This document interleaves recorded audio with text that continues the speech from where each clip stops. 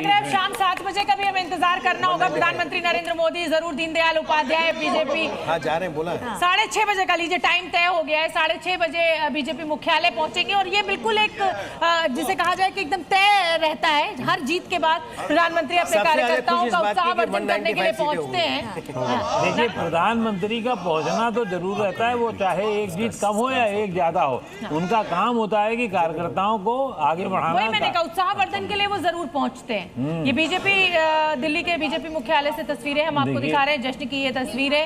और लगातार 3 जगह 5 3 जगहों पर आप अगर बात करें तो बीजेपी सरकार बनाने में कामयाब होती दिख रही है, जिसमें सबसे बड़ी जीत अगर कोई मानी जाए तो वो बंगाल की मानी जा रही है। आसाम में हेमंत बिस्वा शर्मा ने चमत्कार किया है, वहां पर वो एक बार फिर से जिसे कहें सत्ता पर काबिज होंगे। हालांकि लगातार अक्कू श्रीवास्तव विपक्ष ये आरोप लगाता रहा है कि साहब जो भी नेता जिस पर भ्रष्टाचार का आरोप लगा वो जब बीजेपी की वॉशिंग मशीन में पहुंचा तो वो क्लीन हो गया। लेकिन ये समझिए कि चाहे वो हेमंत बिस्वा शर्मा हो, चाहे वो दादा अजीत पवार हो, अब वो हालांकि दुनिया में नहीं रहे, ये आरोप उनके ऊपर लगे और उसके बाद सब बीजेपी के साथ मिले और अच्छे जिसे कहा जाए उनको पद मिले। ये राजनीति में बहुत दुर्भाग्यपूर्ण है और ये सिर्फ भारतीय जनता पार्टी के, कांग्रेस के साथ भी ऐसा होता चला आया है।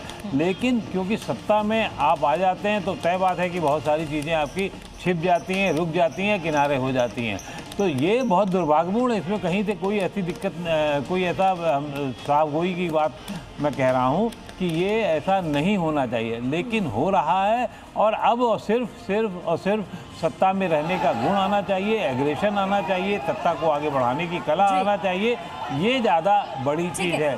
विचारों के थ्रू आए, चाहे वो काम के थ्रू आए, चाहे एग्रेशन के थ्रू आए, भ्रष्टाचारियों के बीच में ज्यादा भ्रष्टाचार करने लग जाता है।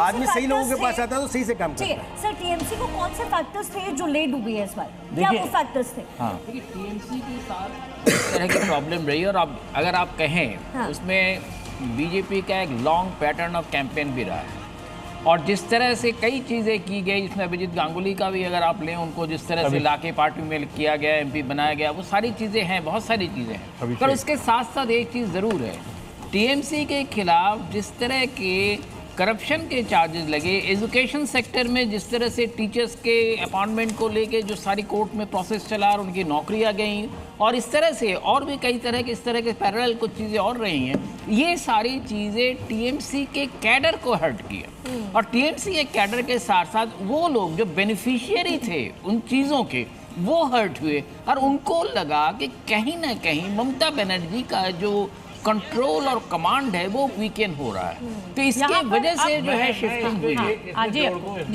अगर आप कहेंगे नहीं तो वो ये है कि टीएमसी के कमजोर होने की वजह ये हार जो है वो ममता की नहीं है, ये उनके कार्यकर्ताओं की गुंडई की हार है, जिसकी वजह से परसेप्शन पूरा का पूरा देखिए इसी तरीके की हार यूपी में समाजवादी पार्टी पर भी ये ठीकरा फोड़ा गया था और ये बात सही थी कि जो कार्यकर्ताओं का व्यवहार होता है वो कहीं ना कहीं, लेकिन इसमें मैं थोड़ा सा आपसे थोड़ा सा सहमत करूंगी, मतलब 90% में सहमत हूँ। यहाँ पर बीजेपी की मेहनत को भी क्रेडिट जाना चाहिए, वो छोड़ती नहीं है लड़ाई। मैंने मतलब 2 से 77 और 77 से फिर आज 190 195 पे तस्वीर दिख रही है। बीजेपी की मेहनत पर, स्ट्रेटेजी पर इसको क्रेडिट मिलना चाहिए। बीजेपी की स्ट्रेटेजी को तो आप क्रेडिट देंगे, लेकिन साथ में अगर आप ये कि ठीकरा किसी वोट ठीकरा नहीं है, ये सत्य है, अत्याचार किया उन्होंने भैया।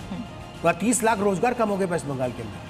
वहाँ पे पश्चिम बंगाल के अंदर 40% छात्र हर साल पलायन करते हैं। बिहार का उत्तर प्रदेश का भी आंकड़ा आपने रखा हुआ है? हाँ, उत्तर प्रदेश में देखा ना, उत्तर प्रदेश में कानून व्यवस्था कितनी बेहतर हो गई, वहाँ पे इन्वेस्टमेंट आ गए, पहले को आता नहीं था। वहाँ आतिक अहमद, आजम खां और ये अफजाल अंसारी जैसे लोगों का राज था, वो पुलिस वालों की घर में बुला करके पूरी चमड़ी उधेड़ दिया करते थे उस तरह से। क्या बात करते हैं,